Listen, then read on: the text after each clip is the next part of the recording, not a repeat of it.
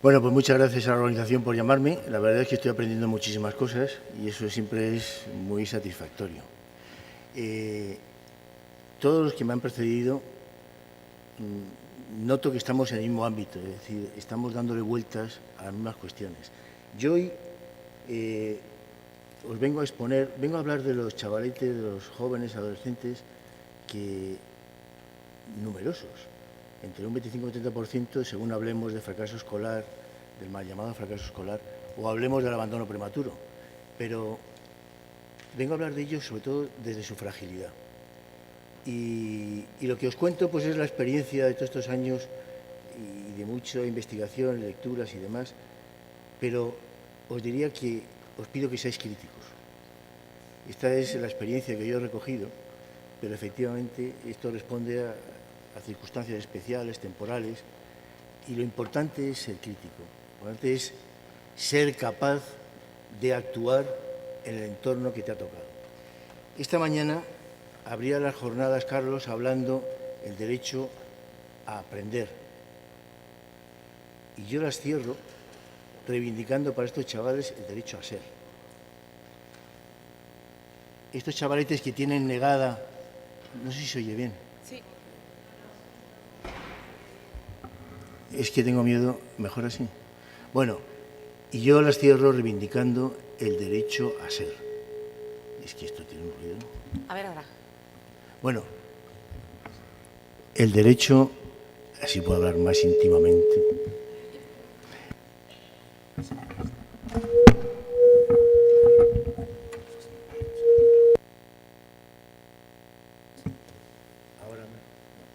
Ahora mejor. Bueno, y yo las cierro, espero, reivindicando el derecho a ser.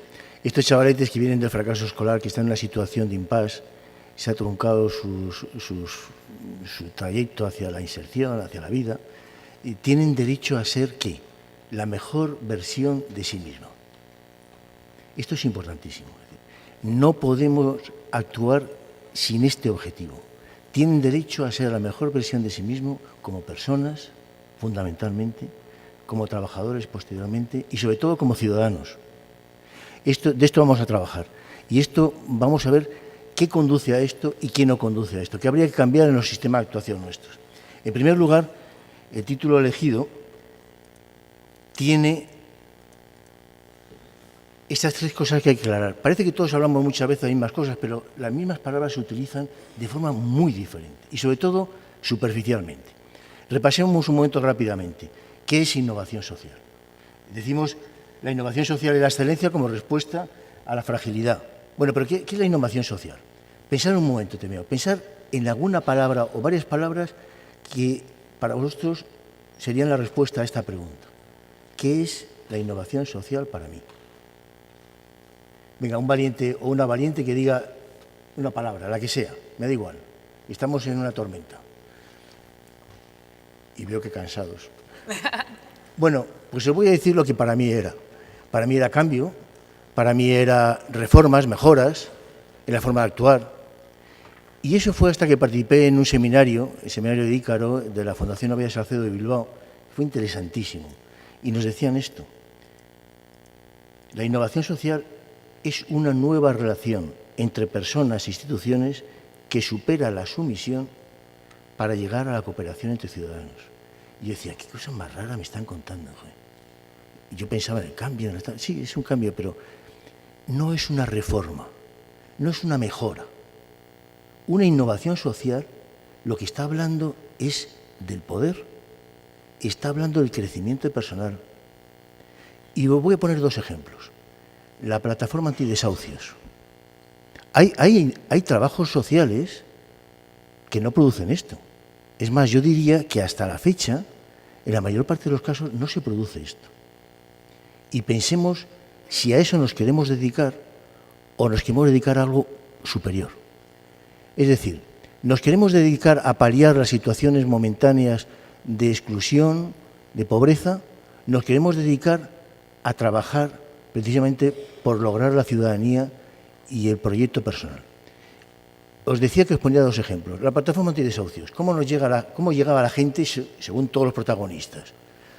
Pues me han echado de casa soy un mal padre, me tengo que callar porque esto es una vergüenza y soy culpable de lo que está pasando. Y además, como hombre, valgo poquito, porque el rol social que se me asigna como hombre al menos es satisfacer las necesidades familiares, a mis hijos, protegerles, que menos que un hogar, que un techo. Y esto es lo que suele estar pasando, esto es sumisión, esto es ser sumisos ante lo que te está pasando, ante esta sociedad que crea continuamente estas paradojas tremendas. ¿Y qué consiste lo que hace la plataforma? ¿Cómo acaban saliendo? Pues entre todos, entre iguales, y algunos más que colaboran, analizan las cosas. Descubren a otros que les ha pasado igual. Ya no se sienten solos, una característica fundamental, y culpables. Se dan cuenta que es que ese sistema le ha sometido a una situación insoportable, que ellos no son malos padres, que ellos no son poco hombres o poco mujeres. No está la culpa en ellos. Y eso les empodera muchísimo y les ayuda con los demás a intentar buscar soluciones, a parar esto, a poner freno al abuso. En las lanzaderas que lanza Peridis sobre el desempleo son desempleados de larga duración. ¿Y cómo se sienten? Igual, culpables, vamos a callarnos, silenciar el tema y desde luego soy un incapaz. ¿Y qué hacen ahí? Trabajan entre iguales, analizando cuál es la situación. El desempleo no depende de ellos. Si a lo mejor ni siquiera depende de la comunidad, del ayuntamiento de la comunidad, ni siquiera del gobierno. Es decir, es un desempleo provocado y ampliado en esta crisis. Se necesita bolsas de trabajo de gente desempleada para poder usarlos en momentos de producción. Es decir, ese ejército de parados. Y a ti te ha tocado, porque tus circunstancias vitales te han hecho situarte en esta situación. La sumisión es aceptar esto como imposibilidad de cambiarlo.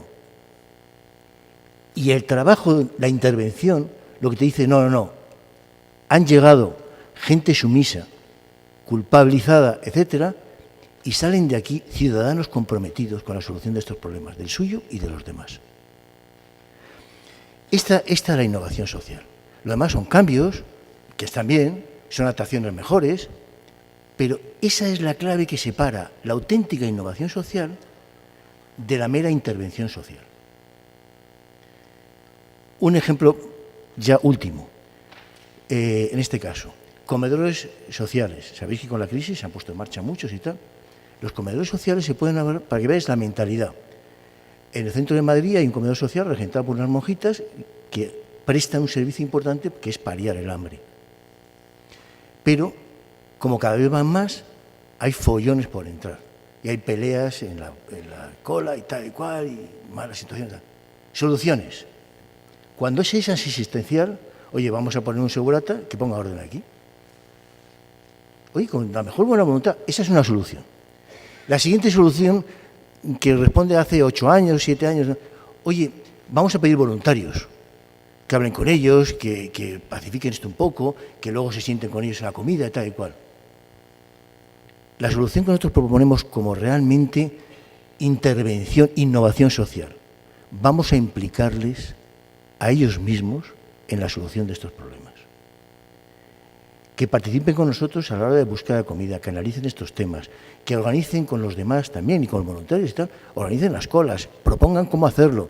En la comida aprovechen para conocerse, para intercambiar, para lograr gentes que con la disculpa, la necesidad de la comida, den un paso más. ¿Por qué les está pasando esto? ¿Veis la diferencia? No todas las ONGs que actúan, no todas las administraciones que actúan tienen la misma forma de verlo. Una cosa es innovación social de verdad, la adaptación a los tiempos, el respeto a los ciudadanos. Y otra cosa es la acción caritativa, reponedora, curadora, de alguna forma.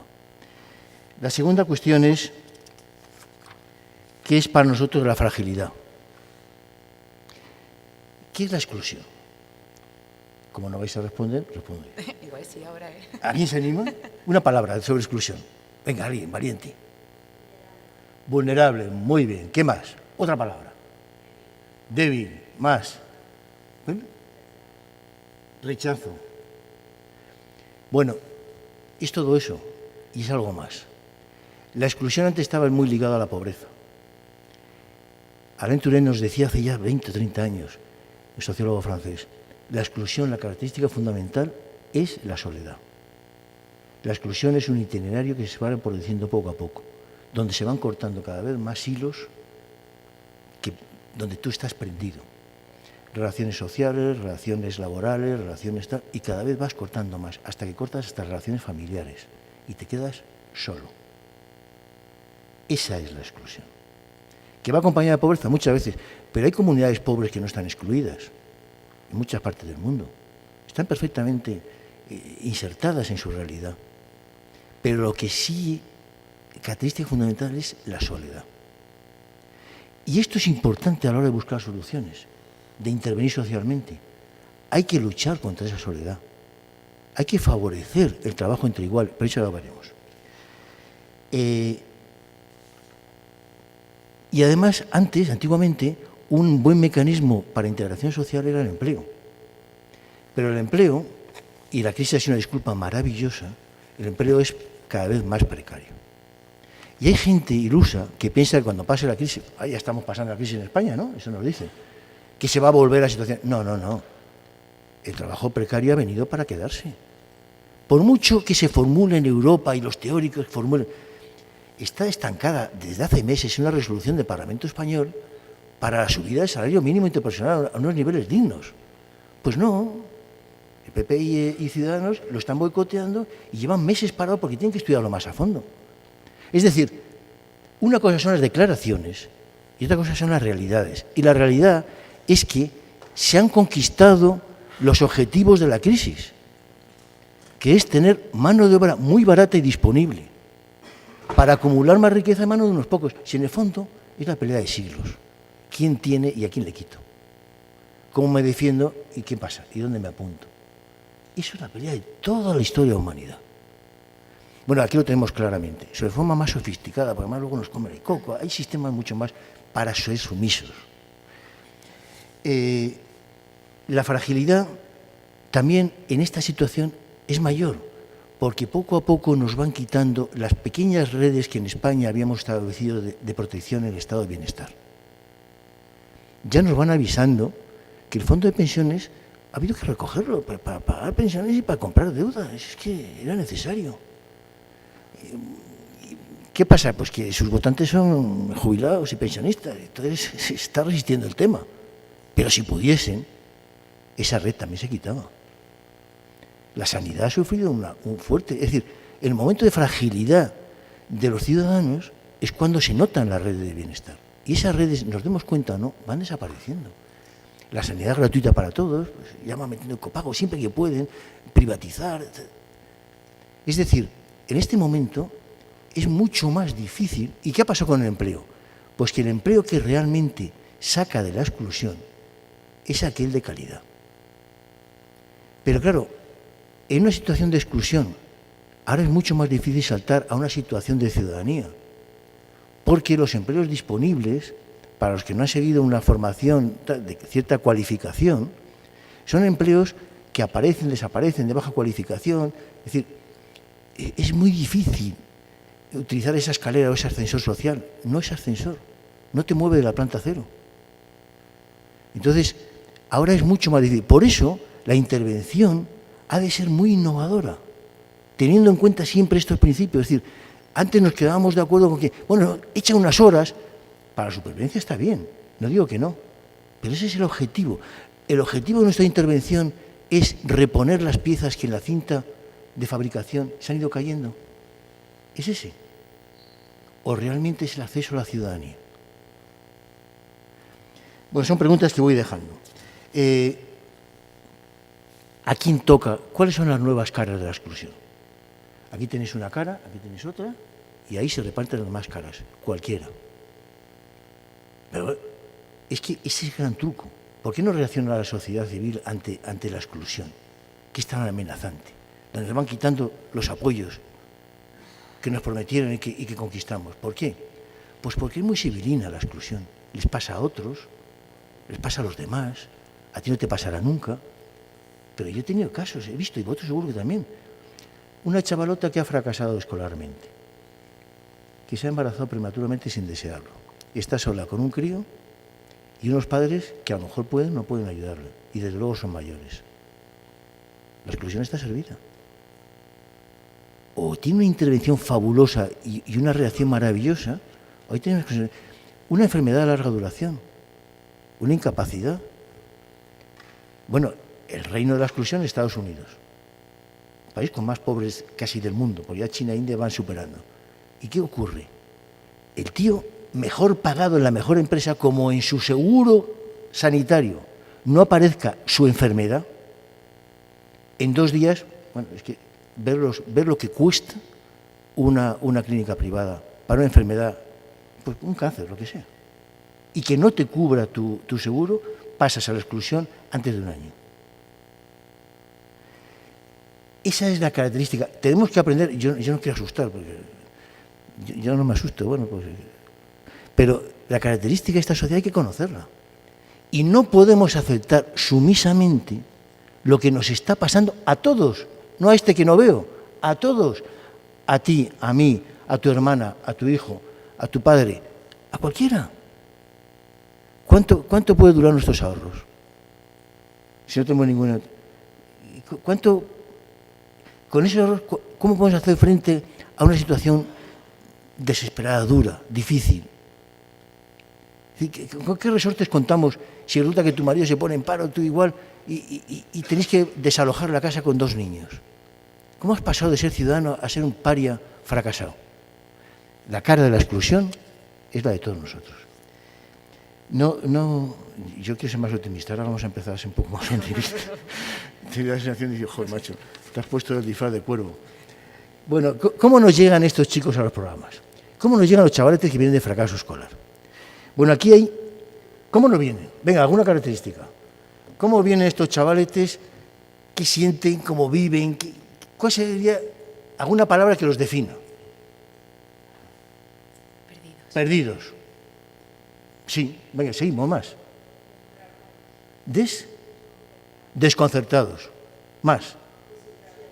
Desilusionados. Más. Desmotivados. Sí, más cosas. Rebeldes, ojalá. Pero sí, en parte sí. Sobre todo para adultos que se plantan entre ellos, puede vivirlo así. Vamos a ver luego qué pasa con eso. ¿Alguno más? Sin autoestima. Bueno, ¿y? Con culpa. Muy bien. La primera, que en su mayoría son ninis. Ni trabajan, ni estudian, están en un impasse extraño para ellos. Es decir, estaban siguiendo el itinerario de inserción normal y corriente de cualquier ciudadano, y de repente, a sus 15, 16, 17, 18 años, dicen los adultos, fuera, tú aquí no. ¿Y se lo ha ganado? Pues sí, seguramente se ha ganado. ¿Que era un tío pesado en las clases? Sí, seguramente. ¿Que era uno decente y tal? Pues sí, sí. Que además se ganaba el odio de todos los profesores. Sí, es posible que sí. O a lo mejor era un ganso, un tal, o no estudiaba, o estaba siempre pensando en las niñas y el sexo le venía, le salía, yo qué sé. Bueno, pero eso se llama crecimiento. O uno más difícil, otro más fácil, pero eso se llama crecimiento. Pero esto es, ¿cuál es la solución? La exclusión. El sistema escolar tiene unas posibilidades inmensas, pero es una máquina de excluir. Cuando se dice que el 25% o más, y de luego en los barrios en dificultad llegan a veces hasta el 60%, de los chavales son expulsados del sistema, eso es muy grave. Bueno, ¿y cómo nos llegan? Sobre todo siendo niños, es decir, están desorientados, se juntan con iguales en el parque, no saben qué hacer, y se fabrican una solución para aquello, decir, si este club no me acepta, tengo que mandar a otro club, tengo que justificar.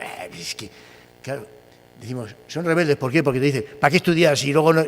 Claro, si ellos no pueden estudiar, tienen que justificar. Mi primo ha hecho la carrera, está de paro. Bueno, ahora veremos eso. Sobre todo, nos vienen con una experiencia vital de rechazo del mundo de los adultos. Y esto es clave. Y yo estoy sin pasar esto, Dios mío. Experiencia vital de rechazo del mundo de los adultos. ¿Qué quiere decir esto? Me han dicho que no sirvo, que no tengo hueco. Entonces, los proyectos, pocos o muchos que tuviese, han desaparecido. Y así nos vienen. La autoestima baja, etcétera, etcétera. Ahora veremos en qué consiste esta autoestima, porque lo mencionamos mucho y podemos orientarlo mal.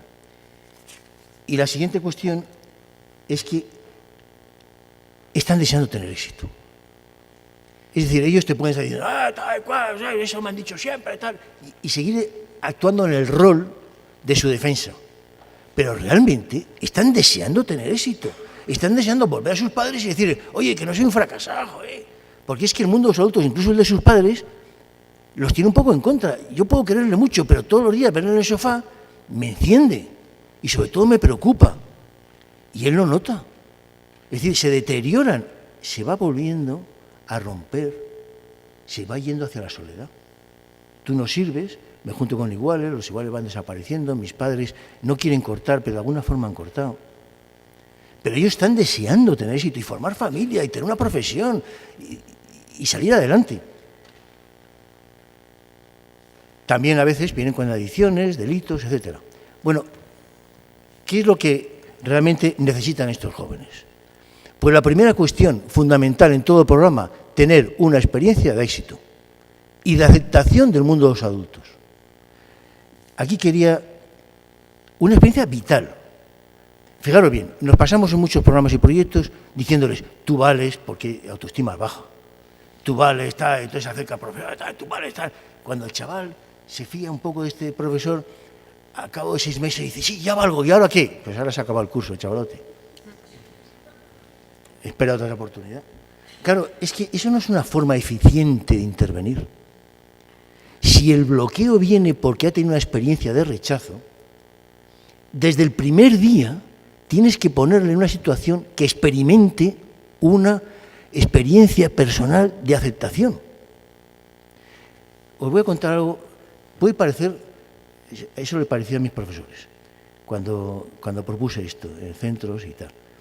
Les decía, bueno, estos chavaletes, entonces era garantía social, venían de fracaso escolar, la primera, luego fue un PCPI, luego fue la formación profesional básica, pero aquella garantía social, yo les dije a los profesores, vamos a hacer algo con estos chavales del principio, tienen que estar hepatados, tienen que quedarse, es decir, hay que romper sus esquemas, tienen que entrar que hay una posibilidad en su vida. No podemos estar aquí dando la matraca, aguantando el rol que tuvieron, dando el coñazo con quien sirven o no sirven.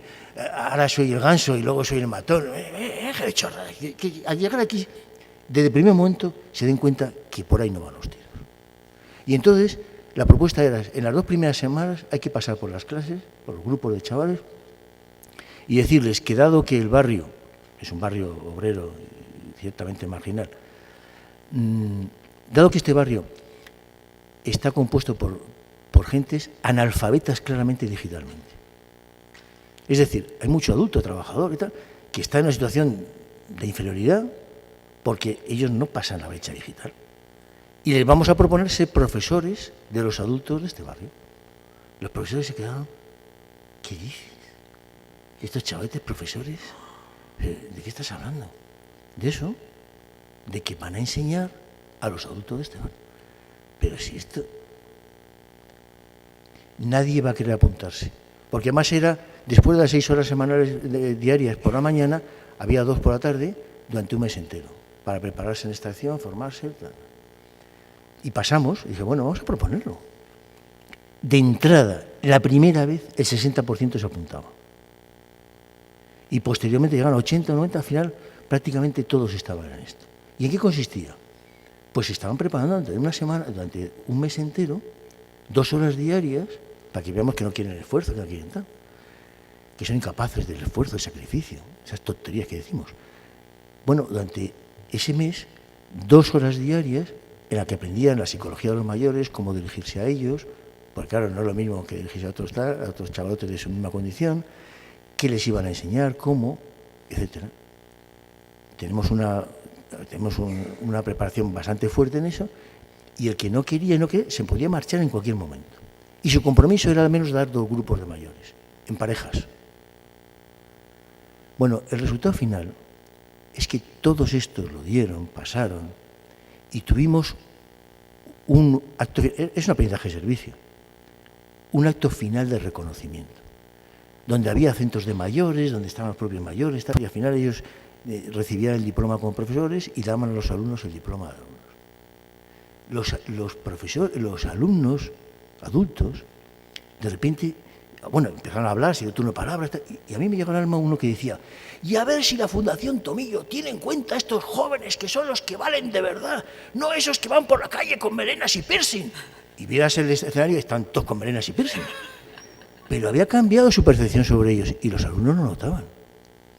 Y me decía una alumna, bueno, lo decía en un vídeo que está colgado, decía, el otro día iba por la calle con mis amigos, un grupo de adolescentes por la calle ocupando una acera, pues claro, las personas mayores se cambiaban de acera. Pues no, es que cualquier meneo le tiraban al suelo. Y veíamos que normalmente los mayores se iban. Pero esta vez veo una señora mayor que viene, estamos todos ahí, y se acerca a mí y me dice, adiós, profe. Estos chavales eran incapaces de contar un proyecto, porque se había truncado. Esta chavala dijo al día siguiente, yo quiero ser monitora de adultos. ¿Qué quiere decir esto? Estamos dándole mucha fuerza a la baja autoestima. La baja autoestima muchas veces es crónica, efectivamente, se han educado a la baja autoestima porque son padres que han tenido una educación malísima, tal. Pero en estos casos es sobrevenida, es por esa experiencia de rechazo. Hay más cosas, ¿eh? Pero en fin, ¿cómo se cura? Es decir, es un síntoma, es una consecuencia. Si tú quitas la causa, fíjate esa chavala que no quería hacer nada, que se culpaba tal, y al día siguiente tiene un proyecto clarísimo. Estaba confiando en sí misma, porque los adultos la habían aceptado. Y esto es clave en todos los proyectos, pero con reclusos, con mayores, con gente desempleada de alta duración, es decir, con todo el mundo que sufre el rechazo o la exclusión. Tienen que tener este programa, para que tenga éxito, una experiencia vital, y a lo largo del programa varias. Bueno, la segunda cosa que necesitan es participar en un grupo de iguales, un grupo sanador, educativo, positivo para ellos, con el que descubran la realidad y analicen lo que les está pasando. Las causas, lo que está pasando, sus propias responsabilidades, para adquirir conciencia y para pasar de ser un asistido a asistir. Hacer bueno aquello que es un lema, un eslogan fundamental en nuestra sociedad. Todos cuidamos de todos.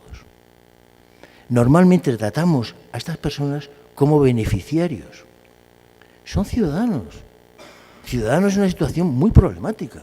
Son ciudadanos. Yo muchas veces decía a mis candidatos sociolaborales, les decía, con mucha mala uva, claro, y decía cuando se subían el pavo, es que este me ha venido aquí, este no sé cuál, y le he dicho esto, le he dicho lo otro, y claro, le dices todo lo que tiene que pasar. Sí. Y pues tú sabes la diferencia entre un orientador y un parado. Que el orientador llegó primero a la oferta de orientación laboral, porque podías estar sentado en sillas contrarias. Y es verdad. Y es verdad. Es decir, es un ciudadano en riesgo, no es un ciudadano de segunda categoría. Y mañana tú necesitas de este ciudadano en riesgo. Todos cuidamos de todos. Esa es la única solución en esta sociedad. La siguiente cuestión, os hemos dicho, joder, Dios mío, que necesitan una segunda oportunidad. Necesitan una segunda oportunidad muy eficaz. No podemos perder el tiempo. Tenemos que ser tremendamente eficaces, que les permita eso, lograr ser la mejor versión de sí mismo. Para eso, la segunda cuestión que vamos a explicar es qué es la excelencia. Hablábamos que la fragilidad, y ahora, ¿qué es la excelencia? Os suena raro, ¿no?, que hablando de exclusión hablemos de excelencia. La excelencia está para los MBA, para las grandes universidades, entre las 100 mejores del mundo, etcétera, etcétera, etcétera. No.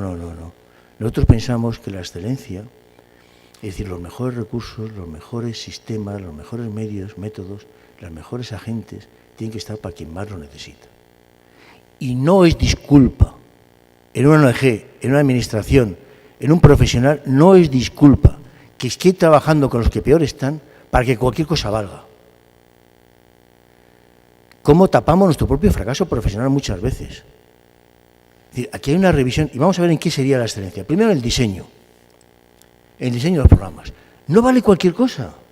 O sea, es decir, no vale cualquier cosa decir, bueno, estos iban a estar en la calle, mejor que estén aquí. No seas cretino. No me hables como se hablaba en los años 20. No me hables como se hablaba cuando la droga explotó bestialmente y yo tuve promociones de chavales y demás. En estos barrios más todavía.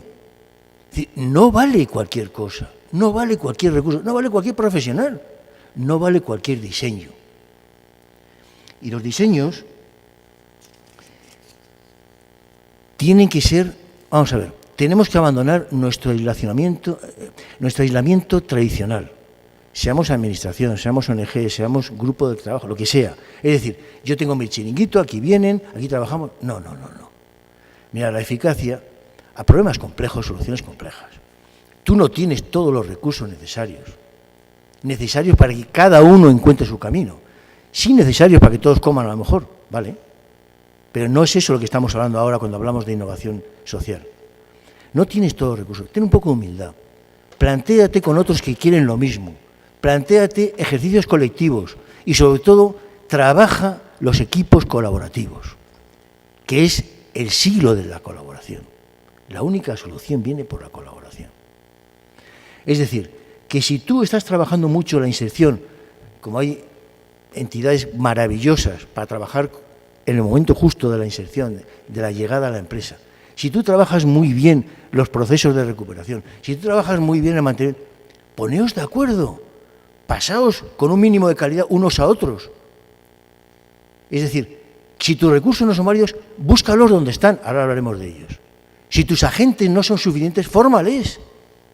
No vale la chapuza, no vale lo cutre para lo cutre. ¿Pero qué tontería es esa? La calidad, precisamente para quien más la necesita. Y esto, sobre todo, es un posicionamiento de humildad. Porque, desgraciadamente, hasta ahora no lo hemos hecho. Nuestros trabajos de recuperación de la exclusión van siendo mejores cada vez, pero estamos lejos todavía de ser de excelencia. Y tenemos toda la obligación de perseguir la excelencia. En el diseño de los programas, el reto de la inserción, como decíamos, se ha vuelto más complicado. Luego, entonces, tenemos que diseñar actuaciones muy eficaces, por ejemplo, eso. Nada más llegar, trabajamos en su recuperación de la afectación. El grupo se reúne y se da las normas. Y hay muchos colaboradores, hay muchos recursos. Están las personas, las mujeres de la filosofía práctica, donde trabajan muchísimo y voluntariamente. Y te enseña a los monitores a trabajar muchísimo la nueva relación entre ellos y las normas que se dan. No es lo mismo que tú digas, en este centro se hacen así las cosas, a que se diga, hemos pactado entre todos cómo hablarnos, cómo respetarnos, cómo escuchar. Eso es muy diferente. Y los programas se distinguen en eso. Eso es un programa de excelencia, donde pasa desde el primer momento a consideración de ciudadano. No, es que esto es claro, si les dejas que digan cómo van a tratar, siguen tratándose de gilipollas y ven para acá. No seas cerrado mental. Estos chavales responden de maravilla, pero pon el recurso. Que tú no sabes, echa una mano, joder. Si hay muchos recursos que están ahí dispuestos, hay que trabajar con un grupo motor. Los proyectos no puedes ser tú solo. Es decir, si necesitas situarlos en empresas, trae empresas que se comprometan contigo en este sentido. Y abre tu proyecto. No te sientas el dueño de. Ningún proyecto somos nuestros. Pero si el dinero que recibimos de subvenciones o de donativos, si los sitios donde lo hacemos muchas veces son prestados. Pero ¿qué nuestro? Son proyectos sociales, pero públicos, de la sociedad, aunque seamos privados los que tomemos la iniciativa. Luego, entonces, aprendamos a colaborar, aprendamos a tener generosidad en ese sentido. Y luego, realmente, a gestionarlo en común. Yo pongo esto, yo pongo lo otro, cómo va el tema, revisamos, lanzamos esto, haría falta esto, ¿quién puede conseguirlo? Pues mira, en esta empresa nos pueden hablar precisamente de comportamiento con aire, con trabajo al público. En esta otra forma, oye, este chaval necesitaría muchísimo entrar en un grupo deportivo, los scouts a un grupo porque realmente no tiene vida social. Es decir, ahí es donde se va pergeñando lo que necesita cada uno para llegar a ser la mejor versión de sí mismo. Y no es café para todos, son oportunidades para todos. ¿Y dónde están esas oportunidades? Ahí. ¿Y son gratuitas? Muchas veces. Ahora también lo veremos. Y además de la gestión trenzada y colaborativa del programa, luego al final la evaluación. me decían como sistema de evaluación, hace muchos años, un grupo de mujeres que además eran bajísimas, pero decían, joder Luis, qué bien, estaba yo asesorándoles, qué bien nos ha salido el curso de formación. No sabes lo que lloraban las mujeres al marcharse. ¿No? Está bien. Un indicador, el número de lágrimas soltados, indicador de éxito del programa. Yo entendía lo que querían decir, pero no quería darse, o sea, no vale. No vale. Es decir, hay que evaluar seriamente. La siguiente cuestión es la excelencia en el altísimo nivel de los agentes que intervienen. Mirad, nadie da lo que no tiene. Y hemos pecado muchas veces en seleccionar a gente maja. Bueno, eso es el majismo, como se ve, que es eso de maja. Es que tiene un espíritu. Sí, los hay muy desequilibrados que tienen mucho espíritu. Y luego te montan cada uno de muchísimo cuidado. ¿Qué necesitamos? Gente madura. Gente madura emocionalmente. Que sea capaz de practicar la asertividad y la empatía. Porque precisamente eso es lo que le falta a estos chavales en cantidades inmensas. No puedes poner a un loco para curar locuras, joder. Es una expresión gilipollas, lo retiro. Es decir, no puedes poner a alguien desequilibrado para mejorar los equilibrios. Y eso lo hacemos porque no sabemos seleccionar. No tenemos ni idea de las competencias que me va a exigir esto para formar un grupo de agentes que cubramos las competencias entre todos.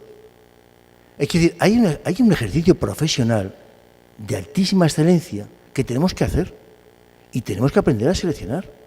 Tenemos que aprender a seleccionar a estas personas más idóneas para esos temas. Y sin vocación no se hace, eso desde luego. Pero estos aspectos son fundamentales. Y sobre todo, que no tengan miedo. El peor enemigo de los docentes, de los educadores, es el miedo. Esos que se crecen, ahora toca la evaluación, se van a enterar. He suspendido a los... Ese tío muerto de miedo. Tiene miedo a los alumnos. Porque teme, porque percibe que esa agresividad que saca, no ese rechazo, va contra él. Que no, joder, que es contra la vida, hombre. Que es contra los adultos en general, contigo, si no te conocen. Pero como es todavía un temeroso, a pesar de la coraza que se ponga, tiene miedo a esos chavales, y lo que hace falta es un adulto que entienda el miedo de los alumnos y que le ofrezca seguridad. Luego, la primera cuestión, no podemos tener miedo a estos chavales. No debemos. Es que no vamos a ser eficaces. Es que nuestro miedo es hacer suyo. Y ya está la confrontación. Es que es mucho mejor acercarse y decir, ¿qué te pasa? ¿Qué pasa? ¿Que eras el chulito antes en tu centro? En plan particular, privado, cuando te ha hecho alguna. No tienes miedo a confrontar, pero desde la ayuda. Tenemos que tener profesionales capaces de establecer la relación de ayuda con madurez. La excelencia y la calidad de los recursos. Pensamos, nunca tenemos recursos suficientes, no sé qué. Bueno, hay muchos recursos sueltos. No todos son económicos, que son necesarios. Os pongo ejemplos. Por ejemplo, en un proyecto de electricidad y mantenimiento, se lanzó un aprendizaje de servicio que cubriese todo el curso. Es decir, normalmente tú das en un taller y vas dando por asignaturas, error gordísimo. Vas por asignaturas, no tengo ni idea de esto, los cables, las fases, no sé qué y tal, y se pretende que al final, después de haber recibido todo eso, de repente das un milagro y en la cabeza del chaval todo se conecta y sale un profesional. No, perdona, si no lo has dado conectado, eso va a estar desconectado mucho tiempo. ¿Qué quiere decir dado conectado?